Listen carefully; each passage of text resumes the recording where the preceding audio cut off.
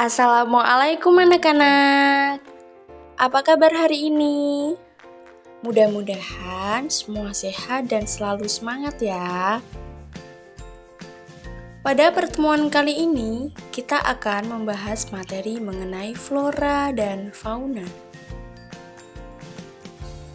Tujuan pembelajaran kita kali ini yang pertama yaitu menjelaskan faktor-faktor yang mempengaruhi persebaran flora dan fauna. Dan yang kedua, menjelaskan pengertian dari garis Willich dan garis Weber. Tujuan yang ketiga yaitu menemukan persebaran flora dan fauna yang ada di Indonesia. Anak-anak, pernahkah kalian pergi ke kebun binatang? Di sana, kalian akan menemukan berbagai macam flora dan fauna. Keragaman flora dan fauna merupakan sebuah keragaman hayati yang harus kita lestarikan. Nah, apakah kalian tahu apa saja faktor-faktor yang dapat mempengaruhi persebaran flora dan fauna yang ada di Indonesia? Selain itu, apakah kalian tahu jenis-jenis flora dan fauna yang ada di Indonesia? Yuk kita belajar bersama-sama. Flora merupakan kelompok tanaman asli pada suatu ekosistem sebuah wilayah geografis.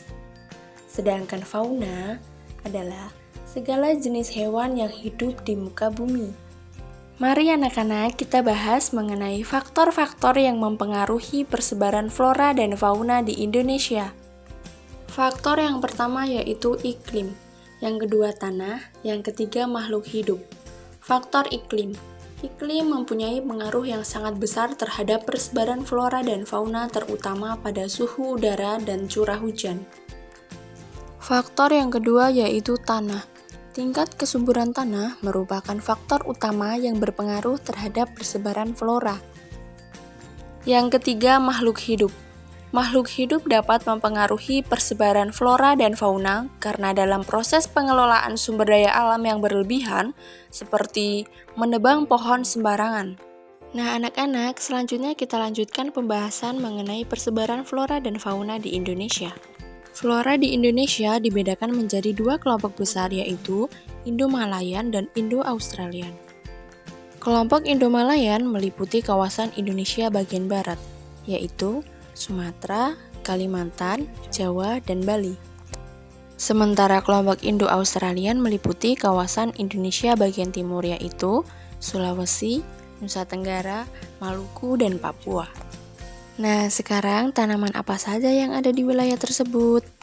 Tanaman yang ada di Indonesia bagian barat contohnya Rafflesia, Pinus, dan Meranti. Sementara contoh tanaman yang ada di Indonesia bagian timur yaitu kayu putih, matoa, dan sagu. Nah, anak-anak, itu tadi jenis flora yang ada di Indonesia. Sekarang kita lanjutkan materi mengenai persebaran fauna yang ada di Indonesia.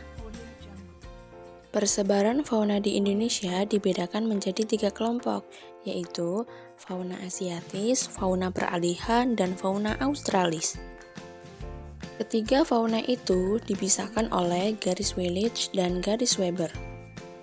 Apa itu garis Willich dan garis Weber ya?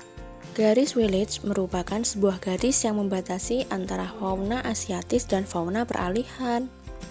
Nama Willich diambil dari nama Alfred Russel Willich yang merupakan seorang berkebangsaan Inggris yang meneliti tentang fauna yang ada di wilayah tersebut. Sedangkan garis Weber yaitu sebuah garis yang membatasi antara fauna peralihan dan fauna australis. Nama Weber diambil dari Max Carl Wilhelm Weber yang merupakan seorang peneliti asal Jerman yang meneliti fauna di wilayah tersebut. Fauna asiatis atau fauna Indonesia bagian barat mencakup wilayah Sumatera, Jawa, Bali, dan Kalimantan. Nah, anak-anak, apakah kalian tahu contoh-contoh fauna yang ada di Lampung? Nah, berikut merupakan contoh-contoh fauna yang ada di Lampung yang dapat kita pelajari secara bersama-sama.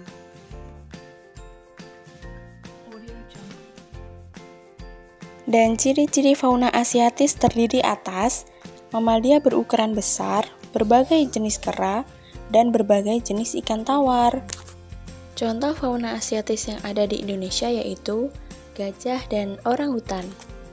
Fauna peralihan atau fauna Indonesia bagian tengah mencakup wilayah Sulawesi, Maluku, dan Nusa Tenggara. Ciri dari fauna peralihan yaitu hewan endemik yang artinya hewan yang hanya ada di wilayah Indonesia.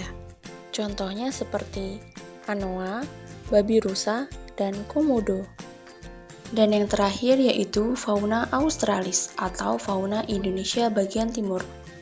Mencakup wilayah Papua, Halmahera, dan Kepulauan Aru.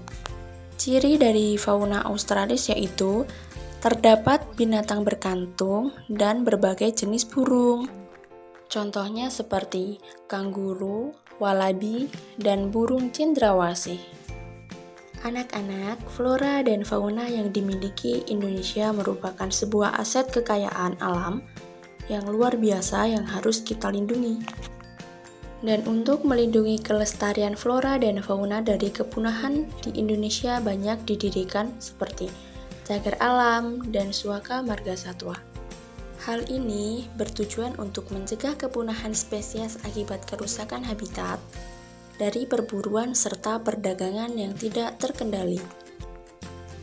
Ada beberapa jenis flora di Indonesia yang dilindungi seperti bunga bangkai dan pohon cendana. Sementara fauna yang dilindungi yaitu badak bercula 1 dan komodo. Nah, anak-anak, sampai di sini dulu pembelajaran mengenai flora dan fauna. Sampai bertemu lagi pada pembelajaran berikutnya. Ibu akhiri, wassalamualaikum warahmatullahi wabarakatuh.